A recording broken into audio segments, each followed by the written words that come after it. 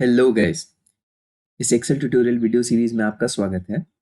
And इस first video में हम डिस्कस करेंगे एक एक्सेल का बहुत ही बेसिक सा ओवरव्यू।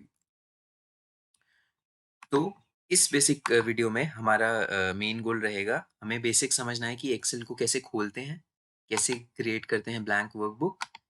ठीक है, थोड़ी एक्सेल के ओवरऑल स्ट्रक्चर के साथ कि मेन्यू कहाँ होती है, कौन सी कमांड कहाँ पर मतलब अवेलेबल हो सकती है, कौन सी चीज़ को क्या बोलते हैं। ठीक है, तो एक जनरल फेमिलियराइजेशन एक्सेल के साथ हम करेंगे। और चौथा टॉपिक रहेगा कि closing and saving the excel workbook. ठीक है, होप सो आपको ये टॉपिक्स का आइडिया हो गया होगा। तो चलिए क्या करते हैं, सबसे पहले स्टार्ट करते हैं कैसे नई एक्सेल वर्कबुक क्रिएट कर सकते हैं। ठीक है, आपको आपके अगर सिस्टम में एक्सेल इंस्टॉल्ड है तो आपको सिंपली सर्च पे जाना है, यहाँ पर टाइप करना है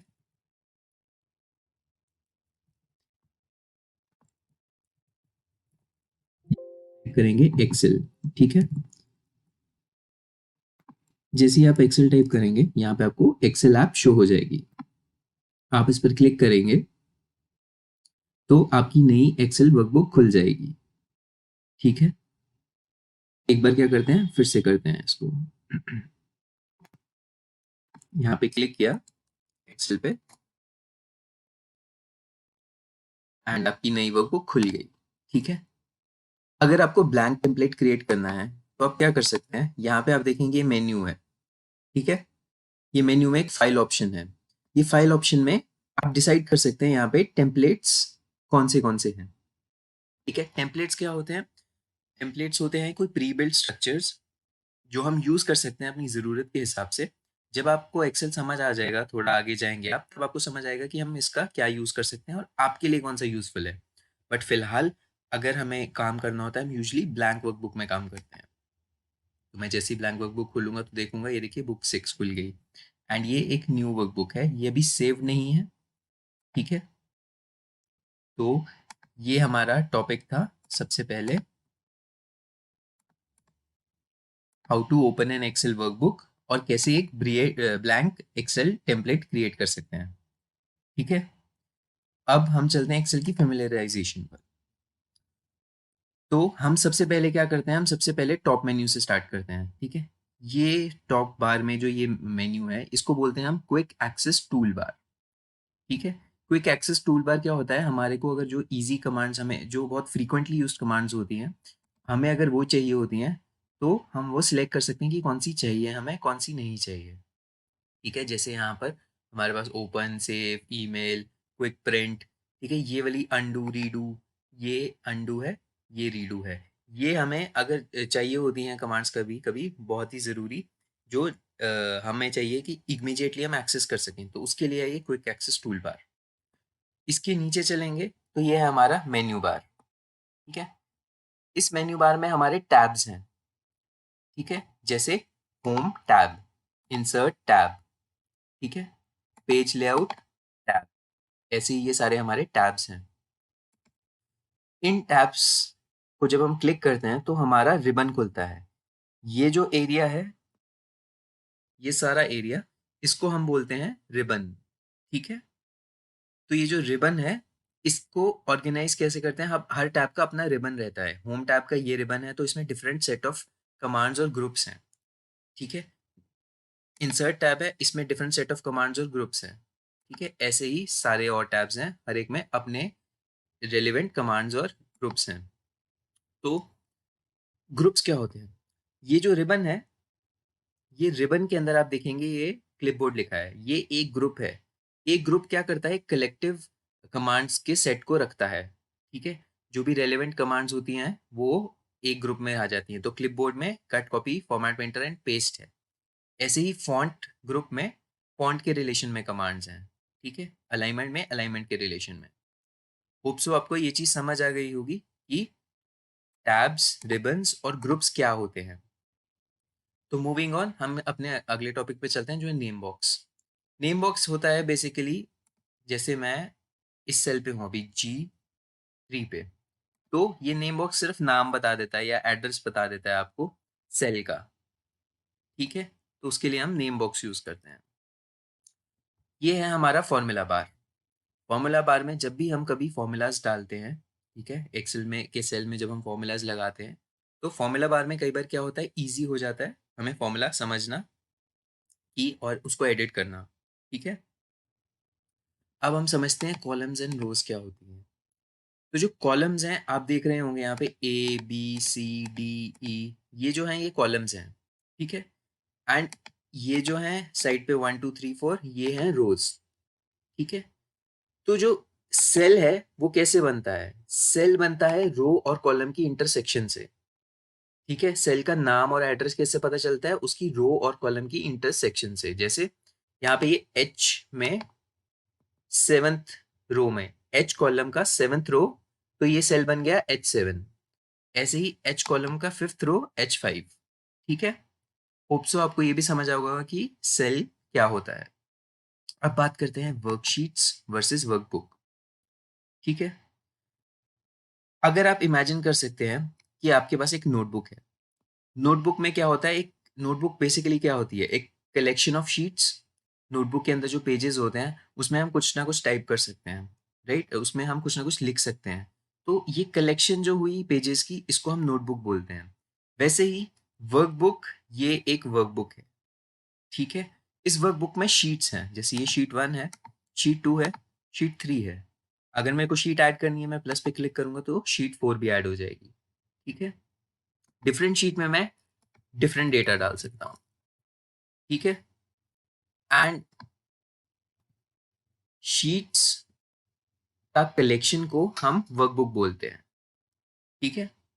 अब मूविंग ऑन, हम नेक्स्ट टॉपिक पे चलते हैं जो है स्क्रोल बार। स्क्रोल बार क्या है? हमारे पास दो स्क्रोल बार्स होते हैं। एक होता है हॉरिजॉन्टल, जैसे ये है। एक होता है वर्टिकल, जो ये वाला है, ठीक है? अगर सपोज मैं अपने एरो की से राइट साइड पे जा रहा हूँ, मैं काफ़ी आगे चले गया इधर, यहाँ पे देखिए ये बी ए कॉलम आ गया है। अब मुझे वापस जाना है तो मैं इस हॉरिजॉन्टल स्क्रोल बार के थ्रू कंट्रोल कर सकता हूँ कि मुझे कहाँ जाना है। ऐसे ही अगर मैं डाउन एरो से बहुत नीचे को आ गया हूँ, ठीक है? एंड मुझे कंट्रोल करना है, मुझे कहीं जाना है ऊपर शीट में या फिर नीचे, तो मैं इस वर्टिकल स्क्रोल बार से कंट्रोल कर सकता हूँ।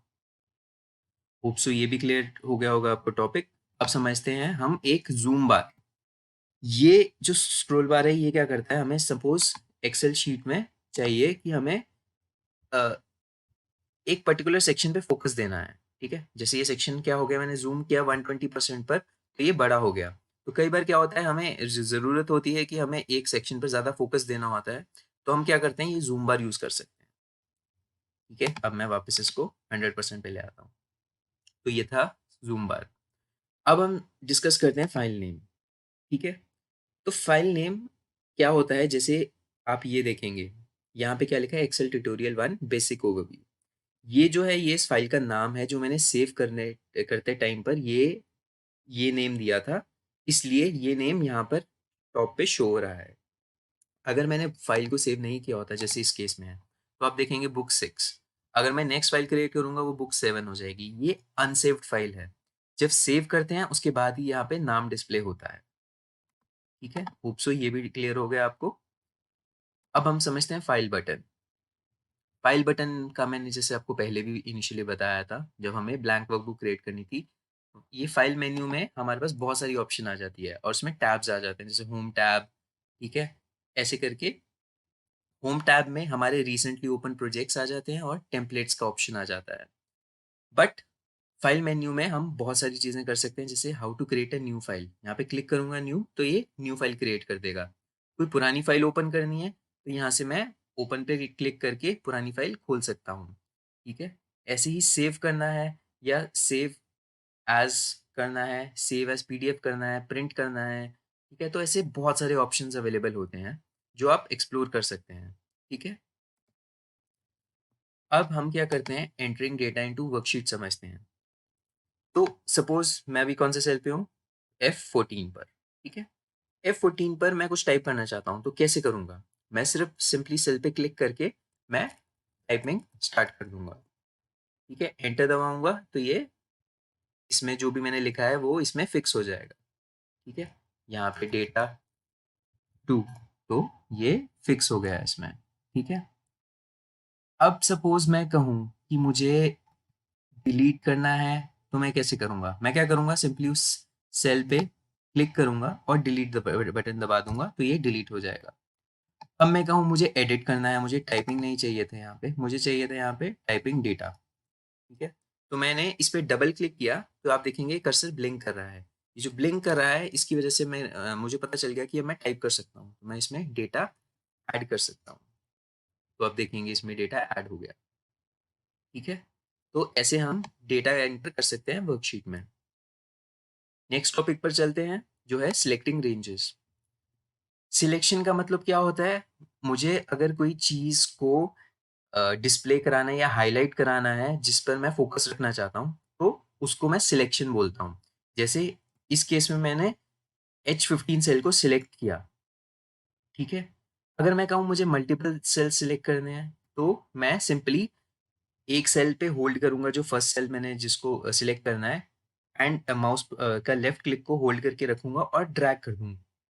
जैसे मैंने अभी ड्रैग डाउन किया तो ये 15 पे आ गया, ड्रैग डाउन किया 16 पे आ गया, राइट में ड्रैग किया तो ये देखिए, ये ड्रैग से मैंने सिलेक्शन बना दी, एक टेबल टाइप सी। अगर जैसे मैं कहूँ मुझे यहाँ से ये टेबल सिलेक्ट करना है, तो मैं क्या करूँगा, एक्सेल वर्कबुक फेमिलियराइजेशन पे क्लिक करके होल्ड करूँगा और इसको ड्रैग डाउन कर दूंगा, तो ये क्या करेगा, इसको सिलेक्ट कर देगा, ठीक है। होप सो ये पार्ट क्लियर हो गया होगा आपको। एंड अगर मुझे पूरा कॉलम सिलेक्ट करना हो तो क्या करूँगा, सपोज मुझे एल कॉलम सिलेक्ट करना है, तो मैं कॉलम एल पे आऊँगा टॉप पर एंड क्लिक कर दूंगा, तो ये पूरा कॉलम सिलेक्ट हो जाएगा।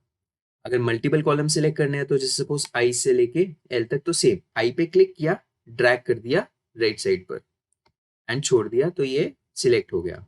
सेम चीज है, रो 6 रो सिलेक्ट करनी थी, 6 पे क्लिक किया, मल्टीपल करनी थी तो मल्टीपल सिलेक्ट कर लिया। होप सो आपको सिलेक्टिंग रेंजेस भी समझ आ गया होगा। अब हम डिस्कस करेंगे closing and saving excel workbook. तो यहाँ पे मैंने एक नई एक्सेल वर्कबुक बनाई थी, ठीक है। ये एक्सेल वर्कबुक को सेव करते हैं, ठीक है। यहाँ पे मैं डाल देता हूँ डेटा, एंड मैं क्या करूँगा, फाइल पे जाऊँगा, सेव पे क्लिक करूँगा, ठीक है। यहाँ डेस्कटॉप पे जाता हूँ एंड डेस्कटॉप पे मैं इसको करता हूँ माय फर्स्ट एक्सेल फाइल, ठीक है। अब सेव करते हुए आप देखेंगे यहाँ पे सेव एज टाइप है, यहाँ पे लिखा है एक्सेल वर्कबुक। ये बहुत इंपॉर्टेंट फंडा है। क्या होता है, हमारे पास ऑप्शंस काफ़ी सारी रहती हैं यहाँ पर सेव करने की। हमारे लिए जो अभी यूज़ की है वो है एक्सेल वर्कबुक। ये एक्सेल वर्कबुक में क्या होगा, जब मैं सेव करूँगा तो ये फाइल का नाम, हर एक फाइल की एक्सटेंशन होती है, जैसे .html, .doc, .xls, ठीक है। तो जो एक्सेल फाइल की वर्कबुक की एक्सटेंशन होती है, जो ऑफिस 2007 या उससे अबव है, वो है .xlxs, ठीक है। तो ये फाइल जो सेव होगी, ये फिर सेव होगी my first excel file .xlsx।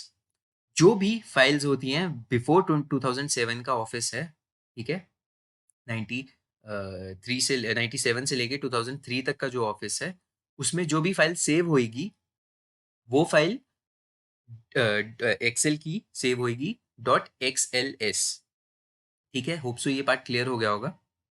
तो अगर मैं एक्सेल वर्कबुक सेव करता हूँ, तो ये .xlsx से सेव होगा। अगर यहाँ पे आप दूसरा ऑप्शन देखेंगे, एक्सेल 97 टू 2003 वर्कबुक, तो अगर मैं इस फॉर्मेट में सेव करूंगा इसको, तो ये .xls से सेव हो जाएगा। इसका बेनिफिट ये रहेगा कि ये फाइल मैं अगर किसी पुराने ऑफिस में खोलने की कोशिश करूंगा, जैसे 2003 ऑफिस में, तो भी खुल जाएगी। बट ये जो नई वाले फॉर्मेट में है, ये वाली फाइल पुराने ऑफिस में नहीं खुलेगी, ठीक है। अब हम क्या करते हैं, आगे चलते हैं और समझते हैं पीडीएफ। हम फाइल को एज पीडीएफ भी सेव कर सकते हैं। पीडीएफ एक फाइल होती है जो एडिटेबल नहीं होती है, तो हमें अगर पीडीएफ फॉर्मेट में सेव करना है तो यहीं से पीडीएफ में भी सेव कर सकते हैं। बट फिलहाल के लिए मैं एक्सेल वर्कबुक सेव करता हूँ, ठीक है। अब इसको मैं क्या करता हूँ, सेव कर देता हूँ, ठीक है। अब आप देखेंगे यहाँ पे पहले बुक 6 से यहाँ पे नाम सेव हो गया माय फर्स्ट एक्सेल फाइल, ठीक है। अब क्या करते हैं, इसको क्लोज करते हैं एंड एक बार क्या करते हैं, चेक करते हैं। ये देखिए डेस्कटॉप पे मैंने सेव किया था, तो ये डेस्कटॉप पे है। अब इसको खोलने के लिए मुझे क्या करना है, सिंपली ये प्रोसीजर आपको हेल्प करेगा ये चीज़ समझने में भी कि किसी फाइल को खोलते कैसे हैं। एक तो मेरे पास ऑप्शन रहती है, मैं एक्सेल अगर मेरे पास सॉफ्टवेयर खुला हुआ है एक्सेल, तो मैं फाइल में जाके ओपन पे क्लिक कर सकता हूँ, ठीक है? यहाँ से जैसे ही ओपन पे क्लिक करूँगा ये पूछेगा ब्राउज़। ब्राउज़ पे जाऊँगा तो यहाँ पे मैं अपना लोकेशन दे सकता हूँ, जैसे डेस्कटॉप। तो यहाँ पे मेरी फाइल मिल गई, ठीक है? यहाँ से भी ओपन कर सकता हूँ। एंड मैं दूसरा प्रोसीजर ये रहेगा कि मैं फाइल को पर्सनली कंप्यूटर में जाके लोकेट कर लूँ कि कहाँ पे है कंप्यूटर में। मेरे केस में डेस्कटॉप पे थी।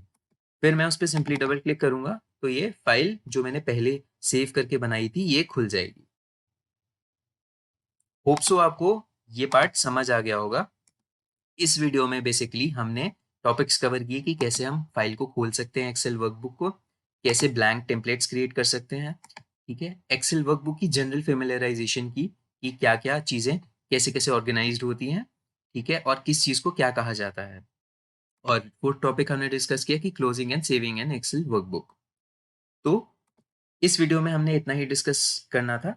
एंड आगे जैसे हम वीडियोज़ में जाएँगे, आप देखेंगे कि हम एक्सेल में और बेहतर अंडरस्टैंडिंग करेंगे, ठीक है? एंड जो नेक्स्ट वीडियो रहेगी, वो रहेगी होम टैब के बारे में, ठीक है? इसमें ज़्यादा फ़ैमिलियराइज़ेशन कि होम टैब को कैसे यूज़ करते हैं। तो ये वीडियो में देखने के लिए बहुत-बहुत शुक्रिया।